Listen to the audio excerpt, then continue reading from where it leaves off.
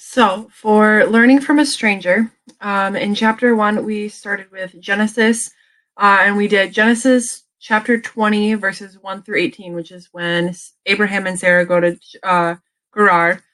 The book goes into different parts of how there were assumptions made given the information, and there was action that was taken based on those assumptions.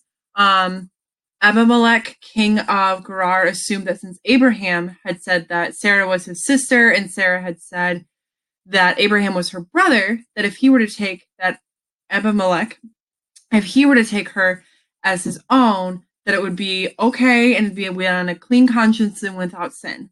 And Abraham assumed that in this land that there was no God-fearing people, just like the Palestinians, and it went on to say along the lines of you have to save these people because of the few. So why you're assuming that since one group doesn't have any at all. And then the chapter continues and talks about four different aspects that went into the situation. And part of it was based on the miscommunication. So the first part was fear when Abraham was unknowing of what circumstances would be upon him. It talked about vulnerability in a new place and that there is some sense of those insecurities with not going or not being at home or in some place that's very familiar to them. We also talked about power. That's the second part. In times like these, those who have the most power is seen as a king, and those who are different are marginalized and pushed to the edges of society. So that could even be the poverty in a basic town, or it could even be someone that is a foreigner and they could be pushed to the edges, depending on where they lie when they walk in the door. And power isn't just the status that you hold, but more the influence you make because of the background that you have. And then we have the third section is knowledge, and this is the section that we talk about stereotyping. So when we meet new people and take in new information, we like to take that person and put them into a specific box. And every box is different depending on the person that we're talking to. And so when Abraham went into this land, he just assumed that everyone was non-God fearing. But then we find out later when God does come to the king that he is frightened when he wakes up because he has the fear of God in him, and he tells his court, and they're also very afraid because they also fear God. And then the last section is just about perspective and the thought that God is in our bubble that we know, but nowhere else. So I like the fact or the part in the book where it says the standard human tendency is to declare that the earth is the Lord's, but to locate his favorite chair in my own backyard.